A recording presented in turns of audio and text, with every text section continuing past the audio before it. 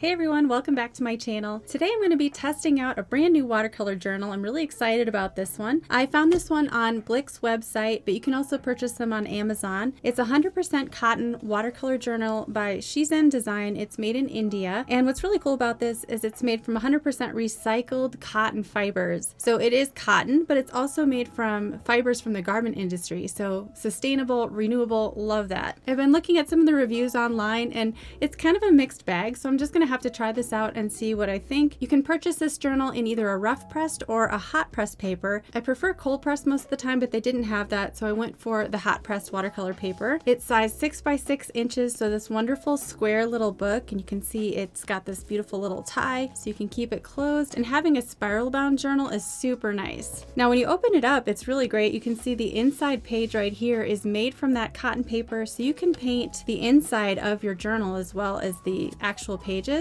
And they're just beautiful. These are actually quite a bit more textured than what you would expect from factory made hot pressed paper. So it may respond like cold pressed, we'll have to see. I did notice with it being handmade, there's a couple pages in here that are a little bit smushed. You can see this one is not a perfect page, but that's kind of what you get when you're purchasing handmade. You're going to have those little imperfections that can make it unique. Some of the reviews I'm reading say that it's not a smooth paper, so they were expecting hot pressed and it's just not that smooth. As you can see, it's quite rough. Several of the reviews talk about how erasing will cause pilling, or the paper can become a little bit damaged when you erase too much. So might be one of those things where you have to go in right away with paint. One of the reviews I read on Amazon just made me crack up. It says, for some parts of the page, I have to wait for water to soak into the paper before painting on it, and when damp enough, the paper starts smelling like armpits. So we're gonna keep an eye out for that. Maybe take a whiff when we start painting and see if it actually does smell like armpits. All right, but lots of actual good reviews too, so I'm excited to try it. The image I've chosen for my first painting in my beautiful new journal today is from a hike. I went on this hike with my two sisters on Mount Ida. It's in Rocky Mountain National Park, and it's a 13er, so 13,000 feet. It's spectacular. If you've ever been out to the mountains, this one is one you don't want to miss. We went early in the morning, and you can see all these beautiful foggy clouds covering the mountains and the light streaking through. I'm going to try to keep it really loose for this painting. I'll leave a link for the reference photo in the description below so you guys can follow along with me. Before we begin, I just love having pretty borders on my journal, so I'm going to start with some tape. This is just 1/4 inch painter's tape, and I'm going to tape it all around the edges of my journal. To prevent damage on your paper, it's helpful to kind of de-stick it a little bit on your sleeve or on your jeans. That way, when you remove it from your paper, hopefully it doesn't lift any paper fibers with it. All right, so we've got our tape down, we're ready to get started. I'm gonna do a quick little sketch just to map out where I'm gonna put everything. And I have the image up in Photoshop in front of me, cropped down to the square aspect ratio.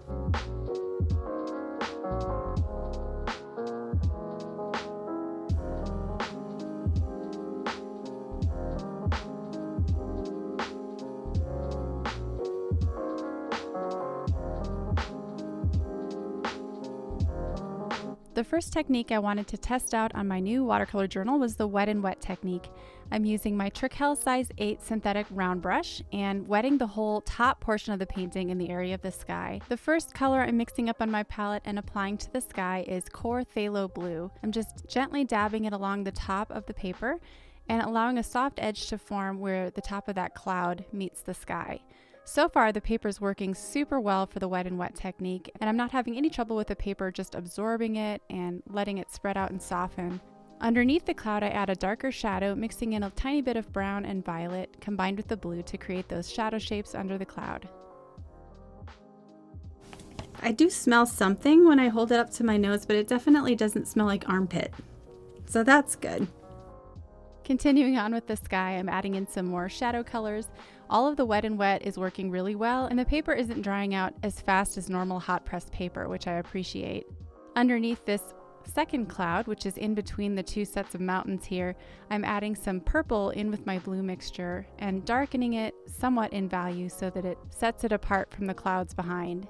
It's so important when you're painting objects that are far off and in the distance that you use very light tinted washes on your brush and don't go too dark too soon. To deepen up the contrast within the mountains, I'm adding a little bit more of my permanent violet with my blue for the shadow shapes within those mountains. Again, being careful not to go too dark.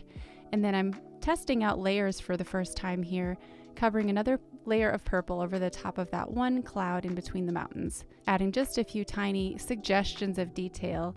When you look at it from far away, it definitely looks more detailed than it really is up close. Now for the foreground, I'm once again applying clean water all over that hill. This will prepare the paper for the next color, but first one more smell check.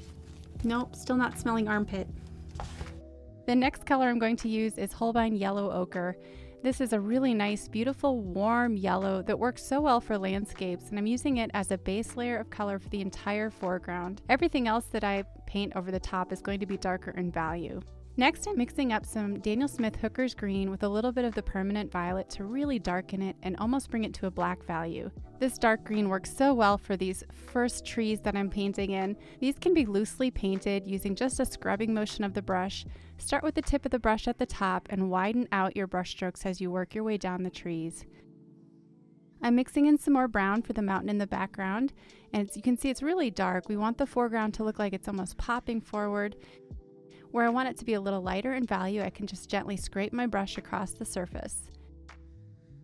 This area that's in the sunshine is more of a spring green, so I'm introducing some more yellow into the mixture, and then using that same yellow ochre Hooker's Green combination for the foreground field right here.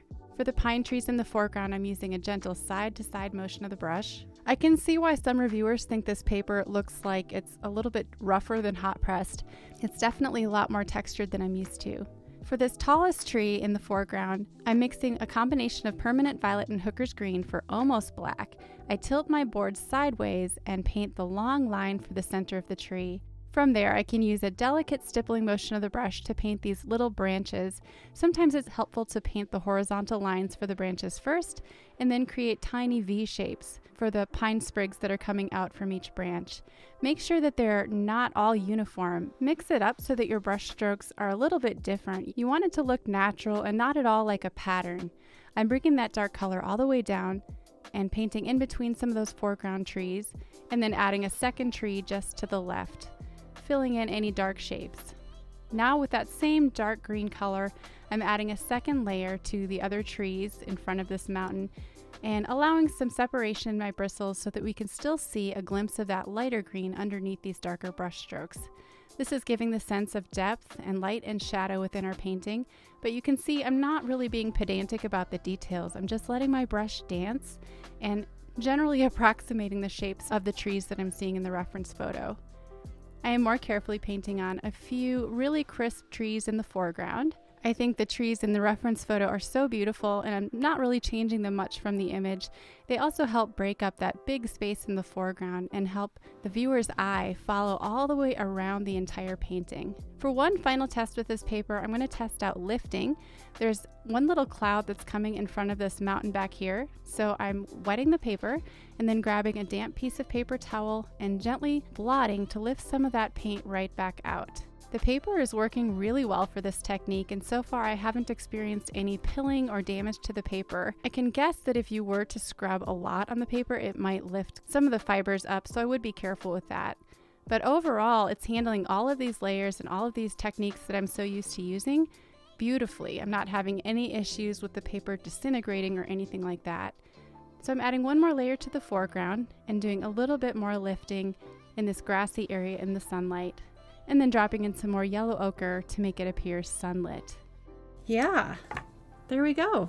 So there's the finished Mount Ida painting. Let's remove the tape. And in spite of my efforts to de-stick the tape a little bit, there is still some of the paper lifting off onto the tape. So it is a somewhat fragile paper. I'm realizing the reviewers were right about that. So I can imagine if you do a lot of sketching and erasing, this might not be a great paper for you. However, it is a wonderful surface for landscapes. As you can see, that texture on the paper makes it just so beautiful. So overall, I really enjoyed this experience painting on this new paper. Let me know in the comments what you think. If you want to take your watercolor skills to the next level, I do have a membership. It's called my Watercolor Mastery membership. It has over 130 real-time tutorials now. I'll leave a link in the description so you guys can check that out. Thanks again, and I'll see you in the next video.